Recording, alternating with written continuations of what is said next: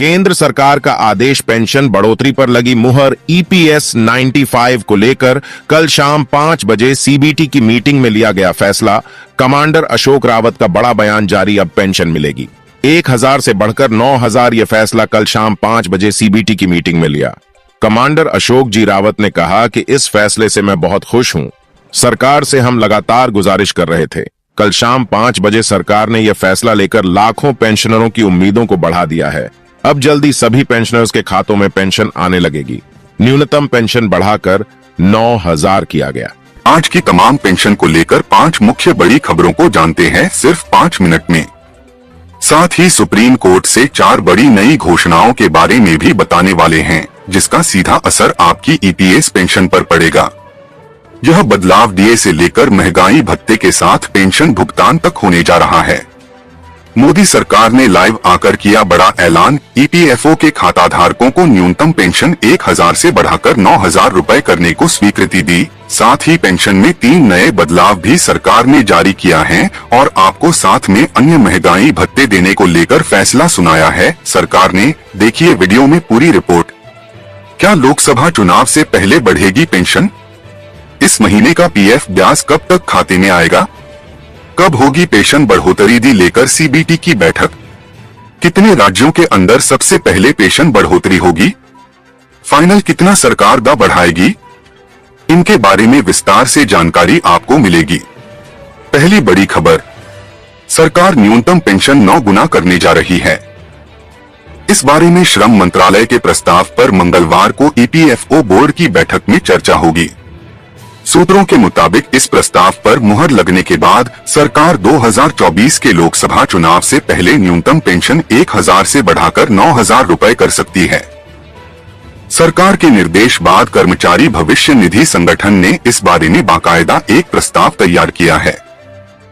इस प्रस्ताव में पेंशन बढ़ोतरी से कितने लोगों को फायदा होगा और सरकारी खजाने पर कितना बोझ पड़ेगा, इसके ताजा आंकड़े भी मुहैया कराए गए हैं।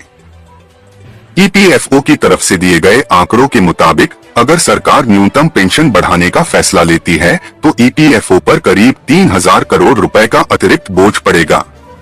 अधिकारियों की माने तो रिटायरमेंट फंड बॉडी के पास इतना अतिरिक्त पैसा है कि न्यूनतम पेंशन डबल करने का बोझ उठाया जा सके। पेंशन की रकम दोगुना करने के पीछे सरकार का मकसद पेंशन धारकों की सामाजिक सुरक्षा के दायरे को मजबूत करना। दूसरी बड़ी खबर के बारे में बात करें तो कर्मचारी भविष्य निधि संगठन कर्मचारी खाते में पैसा आने का इंतजार बड़ी ही बेसब्री से कर रहे हैं, जो अब जल्द ही खत्म होने जा रहा है। माना जा रहा है कि सरकार सितंबर के आखिरी सप्ताह तक ब्याज का पैसा खाते में डाल सकती है।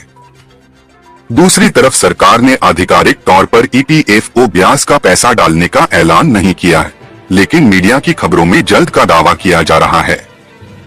कर्मचारी भविष्य निधि संगठन के कर्मचारी खाते में पैसा आने का इंतजार बड़ी ही बेसब्री से कर रहे हैं, जो अब जल्द ही खत्म होने जा रहा है।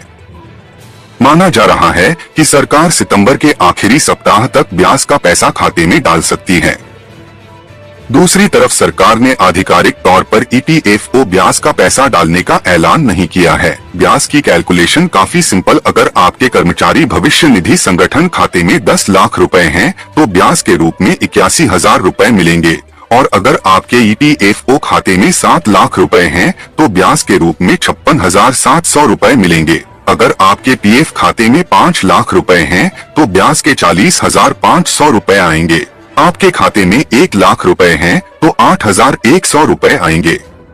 तीसरी बड़ी खबर के बारे में बात करें तो संसद की स्टैंडिंग कमेटी ने भी इस पर अपनी सिफारिशें दी हैं। अब चर्चा हो रही है कि ईपीएफओ की अगली सीबीटी की बैठक में इस पर कोई निष्कर्ष निकाला जा सकता है। कर्मचारी पेंशन योजना के संबंध में ईपीएफओ ने को होने वाली central board of trustees CBT की बैठक के लिए सर्कुलर जारी किया है। ईपीएफओ बोर्ड में शामिल होने वाले कर्मचारियों को भी एजेंडा बताया गया है।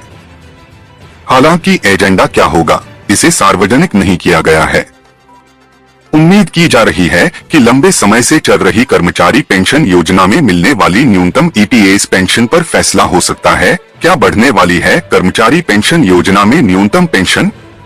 क्या इसे 1000 रुपए से बढ़ाकर 9000 रुपए किया जा सकता है?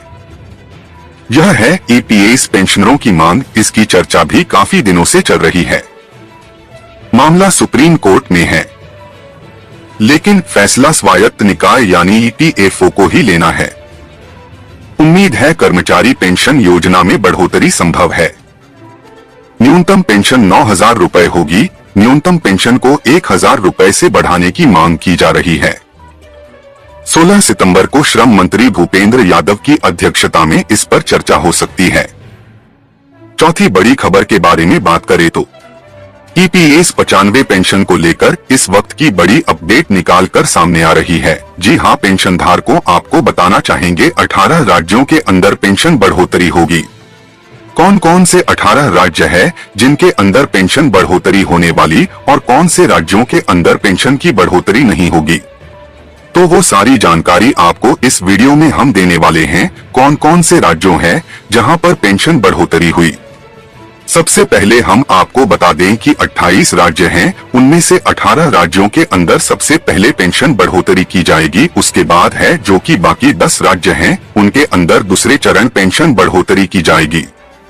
आपको बता दें कि 2 चरणों के अंदर पेंशन बढ़ोतरी को लेकर सरकार की तरफ से बड़ी जानकारी निकल कर आ रही है। सरकार का कहना है कि 2 चरणों के अंदर पेंशन की बढ़ोतरी की जाएगी। आपको बता दें 68 लाख पेंशनर्स है, उनमें से आधे पेंशनधारकों की पेंशन बढ़ोतरी सबसे पहले की जाएगी। आपको बता दें कि 2014 से लगातार सभी ईपीएस 95 पेंशनर्स पेंशन बढ़ोतरी को लेकर इंतजार कर रहे हैं। तो आपको बताना चाहेंगे जो भी बुजुर्ग पेंशनर्स है, पहले उन 18 राज्यों में से जितने भी बुजुर्ग पेंशन धारक है उनकी पेंशन में पहले बढ़ोतरी की जाएगी। जो भी कम उम्र के हैं उनकी पेंशन बाद में बढ़ाई जाएगी। यानी कि सबसे ज्यादा उम्र वालों की पेंशन अगले 4 या 5 दिनों के अंदर बढ़ाई जाएगी।